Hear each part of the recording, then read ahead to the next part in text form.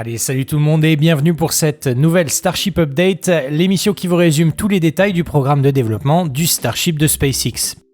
Cette semaine, vous allez le voir, on a du pain sur la planche avec un programme particulièrement chargé. Après la destruction du SN15, SpaceX assemble un nouveau prototype et 2 chips emménagent au Rocket Garden. On prendra aussi des nouvelles du hot staging avec un test décisif qui se prépare sur le site de Massey. Enfin, sur le pas de tir, le constructeur s'attaque enfin aux finitions de l'étage 0 du Starship pour une mise à feu spectaculaire du booster B9 dont on verra les images ensemble en fin d'épisode.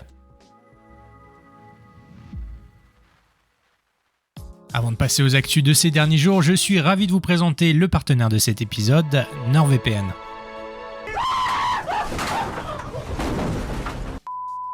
Et oui, contrairement au SN15 récemment découpé en petits morceaux, NordVPN répond une fois de plus présent pour soutenir la chaîne en sponsorisant cet épisode. Alors si vous aussi, vous avez le moral dans les chaussettes depuis qu'on a perdu le seul et unique rescapé de la campagne de test atmosphérique, NordVPN vous permettra au moins de surfer sur le net plus sereinement grâce à son outil intégré de protection contre les menaces. Cette option vous permettra de vous débarrasser des malwares et autres mouchards aussi vite que la Stardouche n'a balayé les curieux qui osaient se rapprocher d'un petit peu trop près du pas de tir du Starship.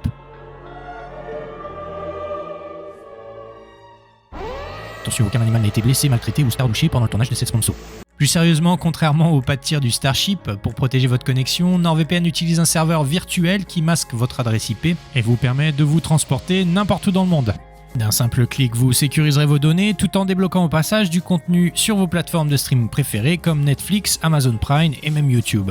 Alors pour soutenir la chaîne, téléchargez maintenant NordVPN pour l'essayer gratuitement, c'est sans risque, ça ne consomme pas une goutte d'eau et surtout c'est satisfait ou remboursé pendant 30 jours.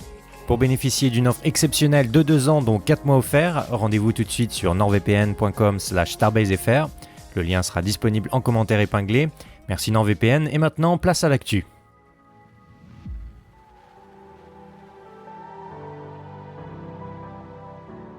Allez, merci à vous d'être encore là. Pour commencer cet épisode, on part donc sur le pas de tir de Boca Chica pour faire le point ensemble sur le chantier de l'OLP, la table de lancement du Starship.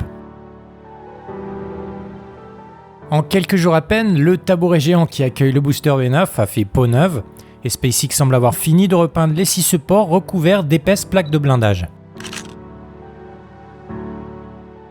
Pour info, les tuyaux blancs que l'on aperçoit ici sur ces photos sont en fait des gaines d'aération qui permettent de renouveler l'air des espaces clos dans lesquels les ouvriers travaillent, dans ce cas-ci la coursive de l'OLP et le réservoir d'oxygène du booster B9.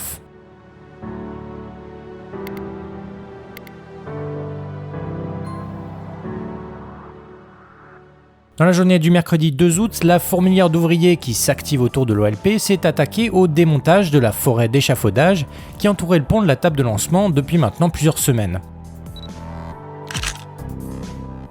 Sur cette photo de Starship Gazer, les stabilisateurs de l'OLP sont logiquement reconnectés au système de l'étage 0. Pour rappel, ils servent à aligner le premier étage du Starship lors de sa mise en place sur le pas de tir. Les supports de transport des Super Heavy sont d'ailleurs équipés du même système, visible ici en pleine séance de gymnastique devant l'entrée du site de lancement.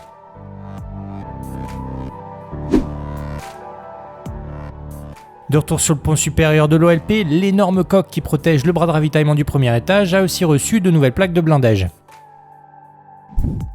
Le 20 avril dernier, souvenez-vous, lors du premier lancement, ces trappes d'accès au système cryogénique n'avaient pas résisté au déluge de flammes craché par les 33 moteurs du Starship. Un petit peu plus bas, au niveau du sol, Starship Gazer a aussi capturé cette photo de la jonction entre le pancake d'acier qui protège les fondations du pas de tir et les déviateurs de flammes installés à la base des pieds de la table de lancement. D'après Ryan Hansen Space, ce mystérieux boîtier récemment rajouté au pied des escaliers d'accès serait en fait un boîtier de contrôle installé à l'occasion des derniers tests du déluge d'eau.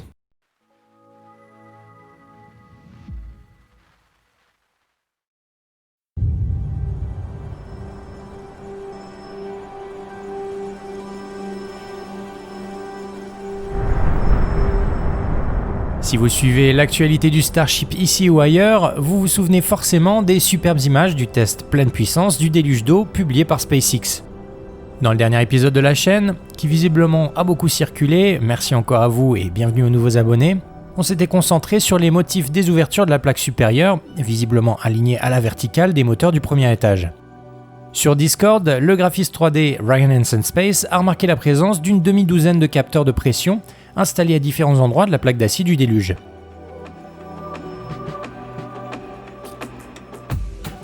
Les câbles reliés à ces capteurs transfèrent ensuite apparemment les données vers un boîtier électronique installé de l'autre côté du blindage qui protège l'un des deux escaliers d'accès à l'OLP.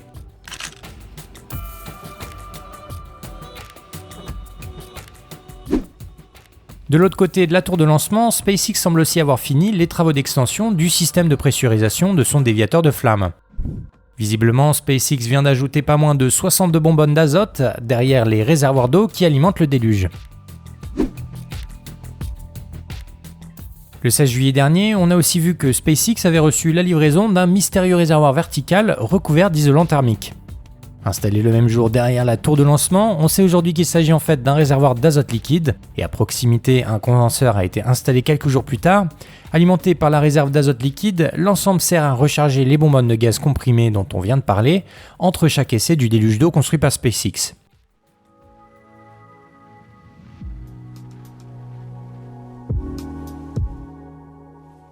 Entre-temps, de l'autre côté du pas de tir, les travaux continuent pour réparer et améliorer les installations des réservoirs d'ergol qui alimentent l'étage 0 du Starship.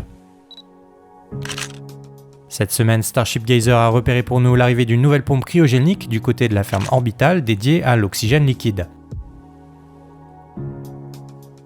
Pour fonctionner, SpaceX a déjà installé 3 pompes verticales similaires, insérées dans un puits cylindrique généralement recouvert d'isolant thermique, comme on peut le voir ici à droite sur cette animation 3D de l'entreprise chilienne Neptuno Pumps. Dans la journée du 31 juillet, SpaceX a donc installé une 4e pompe qui devrait permettre d'accélérer le chargement des ergols lors des essais à venir, notamment la tant attendue mise à feu statique du booster B9 dont on analysera les images ensemble en fin d'épisode. Justement, pour préparer la campagne de test du Super Heavy toujours confortablement nichée au centre de la table de lancement, les livraisons d'oxygène et de méthane liquide s'enchaînent sur le pas de tir orbital. Depuis le dernier test de pressurisation cryogénique du B9 réalisé le 23 juillet dernier, SpaceX aurait reçu pas moins de 200 livraisons, dont 119 d'azote, 55 de méthane et 32 d'oxygène. Merci à Vixi pour les chiffres et surtout pour son travail de fourmi. D'après l'un des chauffeurs croisés sur place par le photographe Starship Gazer, les GSE verticaux de l'étage 0 devraient être démantelés par SpaceX dans le courant de l'année prochaine. En effet, comme on l'a déjà vu ensemble, d'après Elon Musk, les réservoirs construits sur place par SpaceX seront bientôt tous remplacés par des réservoirs horizontaux, semblables à ceux qui servent actuellement au stockage du méthane liquide sur le site de lancement. Voilà, ça nous fait une petite transition pour faire le point rapidement sur ce nouveau chantier. Pour ça, j'ai choisi 2 captures d'écran du dernier live de la chaîne RGV Aerial Photography que je vous recommande de suivre comme d'habitude. Sur ces photos aériennes, les travaux des fondations progressent rapidement pour installer prochainement les futurs réservoirs horizontaux qui serviront un jour à tester les futurs prototypes du Starship. En parlant de test, le jeudi 3 août dernier dans la soirée, Starship Gazer, encore lui, a pris cette photo d'un panneau de contrôle situé sur le site de lancement et sur lequel on peut voir que la ferme à ergol était fermée pour tester le booster B9.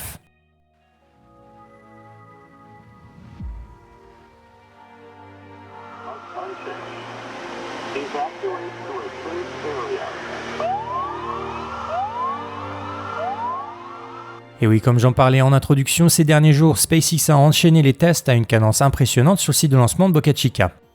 Après avoir effectué quelques étirements des grid fins du booster B9 le jeudi 3 août, le lendemain matin, SpaceX a fait un pas de plus vers la seconde tentative en effectuant un spin prime du successeur du B7. Un peu plus de 3 heures après avoir remonté les bras de la tour Mechazilla en position de test, les équipes de SpaceX ont lancé le remplissage du réservoir d'oxygène du Super Heavy B9. Pendant l'opération, on pouvait voir l'effet du froid intense contracter l'inox des ailettes aérodynamiques installées et montées le long du fuselage du B9. Vers 10h13 heure locale, SpaceX a ensuite activé le système FireX monté sous la coursive de l'OLP. Pour rappel, ce système pulvérise un mélange d'eau et d'azote sous très haute pression qui permet de limiter les risques d'explosion lors de la séquence d'allumage des moteurs du premier étage. En parlant de séquence d'allumage, je rappelle aussi qu'un spin prime consiste à injecter de l'oxygène liquide dans les turbopompes des Raptor pour simuler le démarrage des moteurs sans aller jusqu'à leur allumage.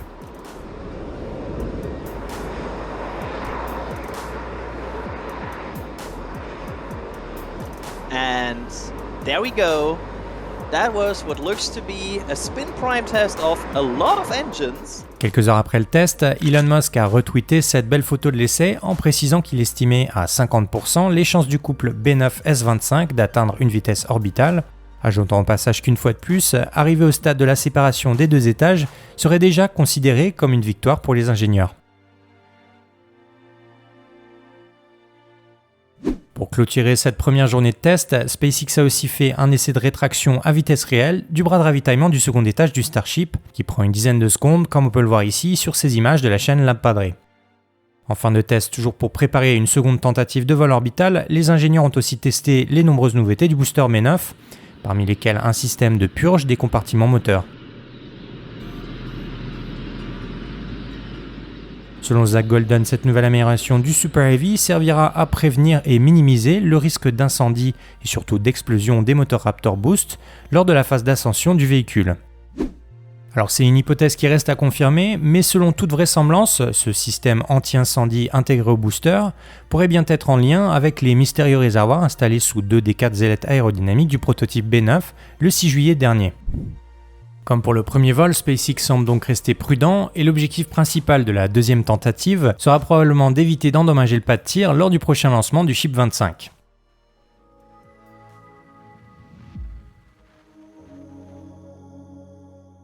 Pendant que le B9 préparait sagement la mise à feu statique de ses moteurs, je vous propose de rester sur le site de lancement de la Starbase pour prendre quelques nouvelles du prochain candidat à l'orbite, le prototype S25. Depuis la mise à feu statique de ces 6 moteurs effectuée le 26 juin dernier, le successeur du Ship 24 attend toujours sagement la suite de son programme sur le pas de tir suborbital. Dans la nuit du dimanche au lundi 31 juillet, SpaceX a rapatrié une remorque automotrice sur le site de lancement, suivi d'un second SPMT le lendemain. L'arrivée des 2 remorques laissait présager le départ prochain du Ship 25 et son retour vers le site de production. En effet, dans la nuit du lundi au mardi 1er août, les équipes de SpaceX ont aussi rattaché la grue LR11000 au nez du successeur du Ship 24.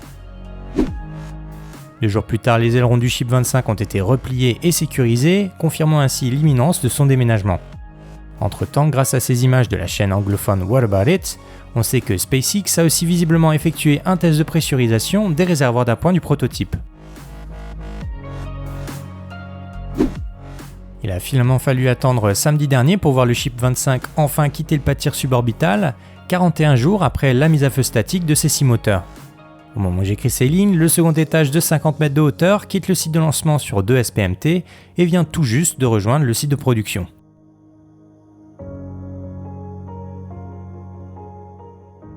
Tout comme le Ship 24 avant son grand vol, le S25 vient donc d'être parqué dans le fameux Rocket Garden, où SpaceX y terminera probablement les dernières finitions du prototype, avant de le laisser repartir une dernière fois vers le site de lancement en mode aller simple. Puisqu'on parle du Rocket Garden, depuis le dernier épisode, les ouvriers continuent aussi de découper les restes du SN15 sous les yeux inquiets du Ship 20, qui, tout comme le booster B4, passera probablement un jour par la case recyclage.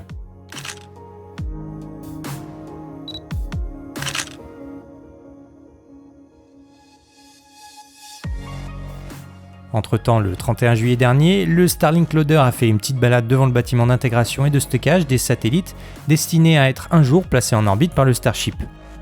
Sur ces images ici filmées par Kevin Randolph, SpaceX semble prendre beaucoup plus de précautions pour déplacer l'énorme boîte blanche maintenant couverte d'une bâche et d'un filet de protection.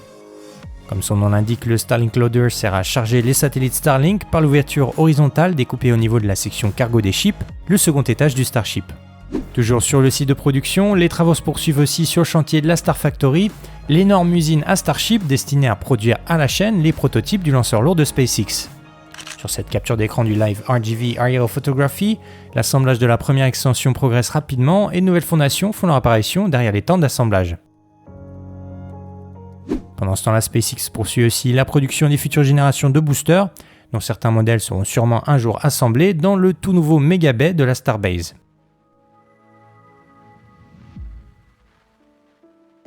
Pendant ce temps-là, sur le site de Sanchez, les ouvriers continuent la construction des segments du Mega Bay numéro 2. Depuis le dernier épisode, 2 nouvelles sections ont été livrées sur le grand chantier du bâtiment d'assemblage, la première le 29 juillet et la seconde le mercredi 2 août. Comme d'habitude, SpaceX n'a pas perdu de temps et dès le jour suivant, la première des 2 sections récemment arrivées dans la Cour des Anneaux a été rattachée à la grue LR11000 dédiée à l'assemblage du nouveau bâtiment. SpaceX a ensuite empilé la nouvelle pièce avant de compléter le 5e niveau samedi dernier en empilant le tout dernier angle livré sur le chantier. Entre-temps, on a pu assister à un magnifique coucher de lune sur l'horizon de la Starbase et Carlos Nunez en a profité pour capturer ces 2 magnifiques clichés de la lune suspendue aux poutres du Mégabay numéro 2.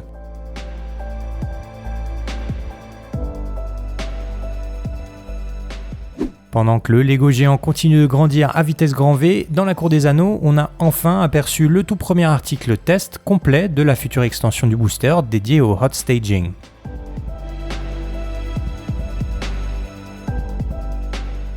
Et oui, figurez-vous que pendant que je finissais le montage du dernier épisode, un prototype répondant au doux nom de B11 Forward Retain Hot Stage Load Heads a été repéré par Jack Bayer avant d'être photographié par à peu près tous les photographes de la Starbase.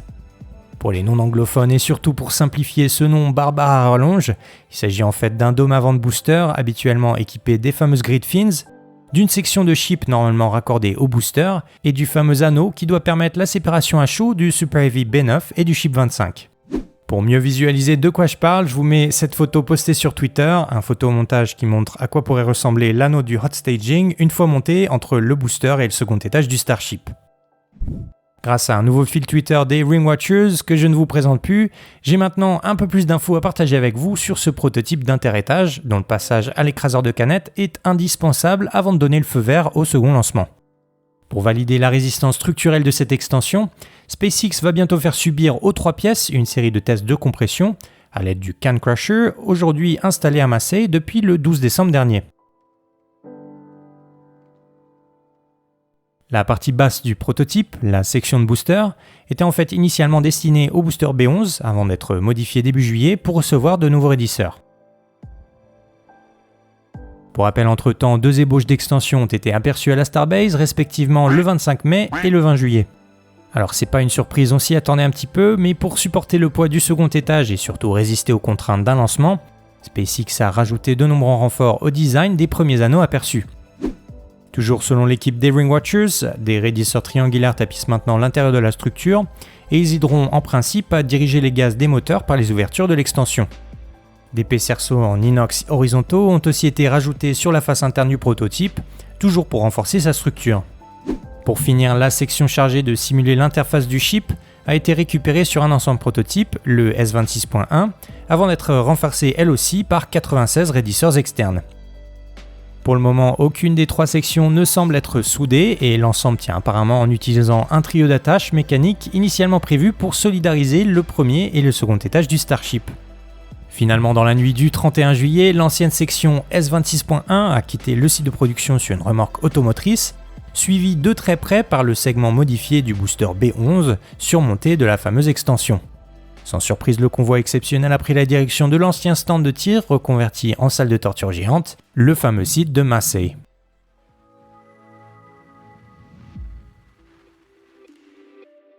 Le 31 juillet au petit matin, un nouveau prototype a donc fait son apparition sur le site de Massey, aux côtés du Ship 28 et du Nose Cone Cage.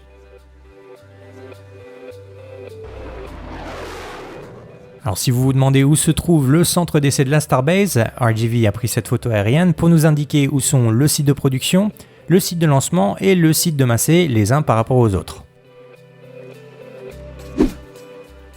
Quelques heures à peine après son arrivée sur l'ancien stand de tir, SpaceX a placé l'ancien dôme avant du booster B11 sur le Can Crusher, l'écraseur de canettes. Comme souvent, et je le remercie encore au passage, Starship Gazer était sur place pour prendre en photo l'opération de levage.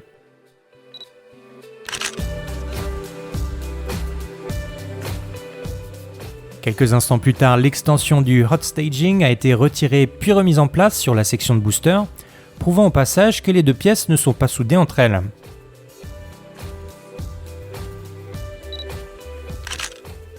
Sur cette photo, on devine d'ailleurs les chaînes utilisées pour maintenir l'anneau sur la section du B11 pendant son transport vers Massey. Il aura fallu attendre le lendemain, mardi 1er août, pour voir SpaceX placer la partie supérieure du prototype d'interétage, la section modifiée du S26.1. Une fois les 3 pièces empilées, les équipes du site de Massey ont ensuite placé le chapeau du Can Crusher sur la section amputée du chip, renforcé pour l'occasion d'un adaptateur spécial.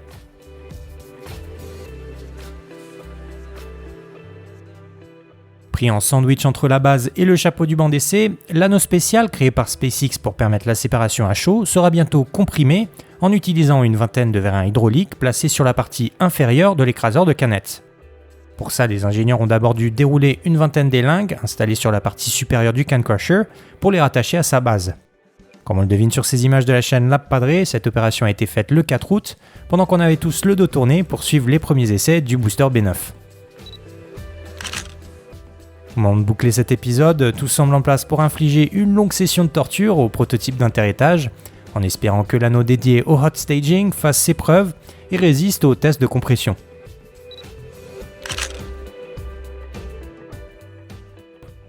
Si ces tests sont une réussite et en fonction du résultat de la prochaine mise au feu statique du booster B9, encore une fois on en parle en fin d'épisode, SpaceX devra ensuite intégrer l'anneau percé d'ouverture sur les Super Heavy censés propulser en orbite les futurs chips en construction.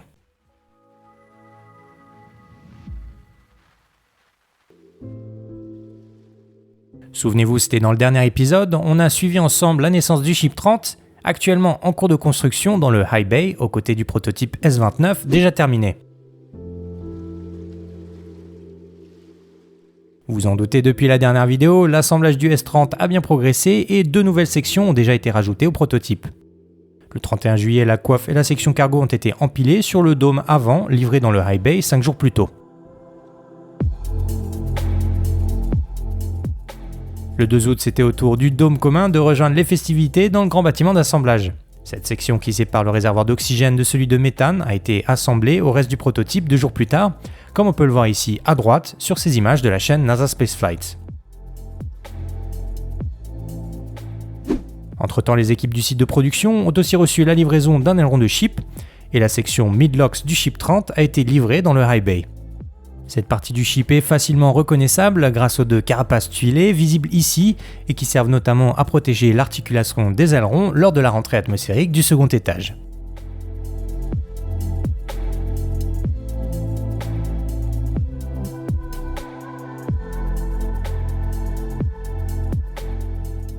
Allez, avant de découvrir ensemble les images spectaculaires du dernier test du booster B9, on retourne rapidement sur le site de Massey pour prendre des nouvelles du chip 28.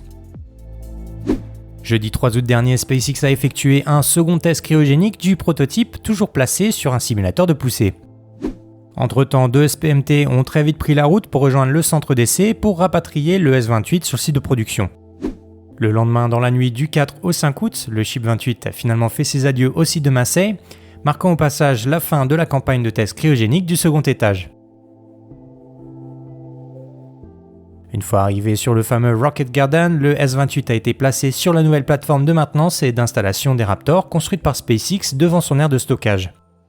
Si tout se passe comme prévu, les techniciens devraient bientôt installer les 6 moteurs du S28 avant de l'envoyer sur le site de lancement où il effectuera une mise à feu statique à 6 moteurs, comme l'a précédemment fait le chip 25. Au moment de boucler cet épisode, le simulateur de poussée qui servait de support de transport au S28 a été renvoyé vers Massey et le Rocket Garden se repeuple doucement avec, comme on vient de le voir, 2 nouveaux arrivants. Le chip 28 pour recevoir ses 6 moteurs et le chip 25 en phase de finition pour un potentiel vol orbital propulsé par le booster B9.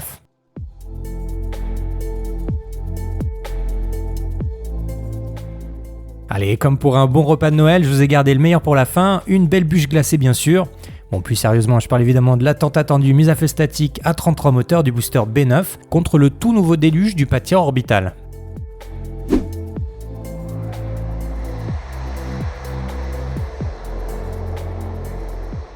Dimanche après-midi, pendant que je bouclais cet épisode, l'accès au site de lancement a été fermé avant de commencer une journée de test historique pour le programme du Starship. Ou en tout cas, c'est ce que je pensais à cet instant-là.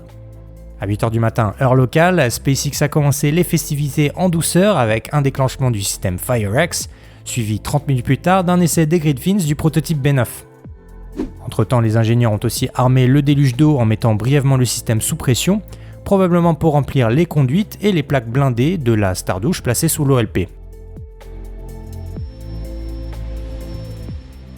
Très vite, les premiers signes d'activité ont été repérés sur la table de lancement et le chargement des ergols a finalement commencé vers 13h heure locale.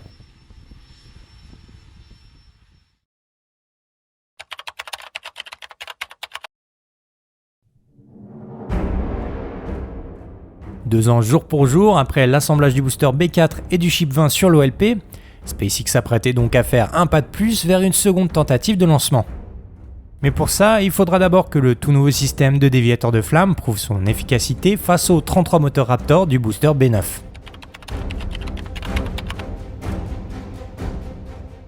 « 2 minutes et 30 secondes seulement avant la mise à feu, et 3 mois et demi après le premier lancement, SpaceX a donc ouvert son live sur cette superbe image des réservoirs du booster B9 partiellement remplis d'oxygène et de méthane liquide. Good afternoon. You're looking at SpaceX's Super Heavy booster number 9 ahead of its first static fire from Starbase Texas in just under 2 minutes from now. Dès les premières secondes, la voix mythique de John Insprucker a pris le micro pour commenter de nouvelles images spectaculaires du pas de tir et nous donner quelques détails sur les progrès faits depuis le dernier lancement. Selon SpaceX, de nombreuses améliorations ont été apportées au booster B9, bon ça on le savait déjà a priori, et les ingénieurs ont aussi prévu de tester une nouvelle séquence de démarrage des moteurs, probablement pour limiter les contraintes sur le pas de tir et pour s'adapter au nouveau système de déluge intégré à l'OLP.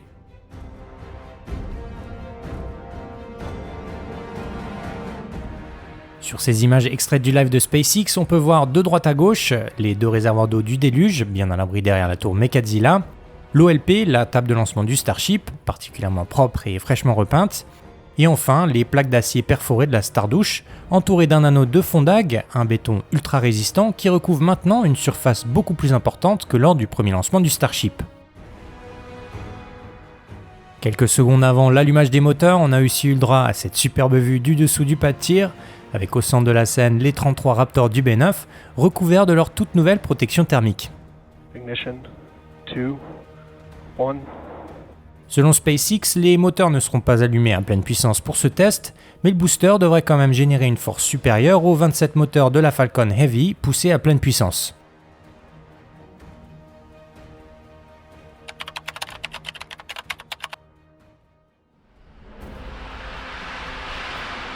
T-minus 20 seconds.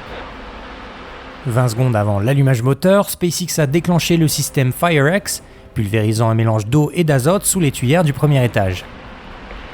T-minus 10, 9, 8, 7, 6.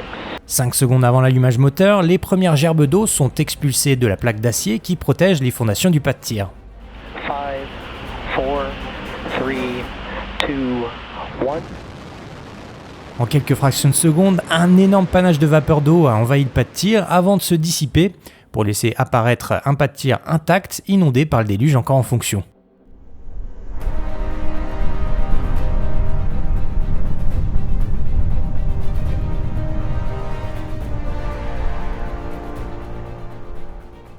Sur ces images, on peut voir le début du déluge réduire, une vue qui, j'en suis certain, en inquiétera certains d'entre vous.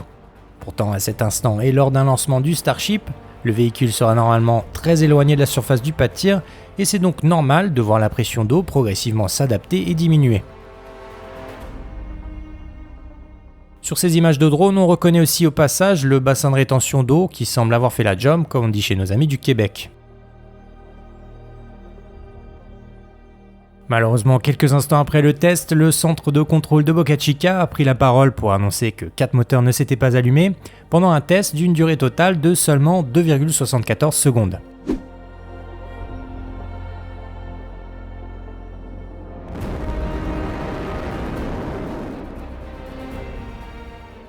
Vous l'aurez compris, c'est donc probablement partie remise pour le booster B9 qui devra bientôt remettre le couvert, peut-être avoir vérifié ou changé quelques-uns de ses 33 moteurs Raptor.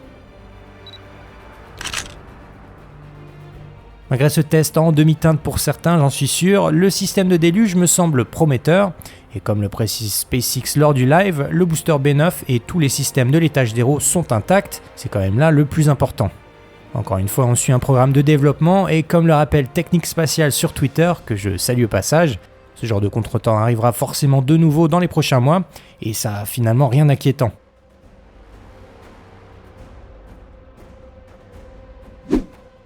On teste, si ça casse, on répare, on corrige et on recommence. Ainsi va la vie à Boca Chica et c'est aussi ces échecs, petits ou gros, qui rendent ce projet aussi passionnant à suivre.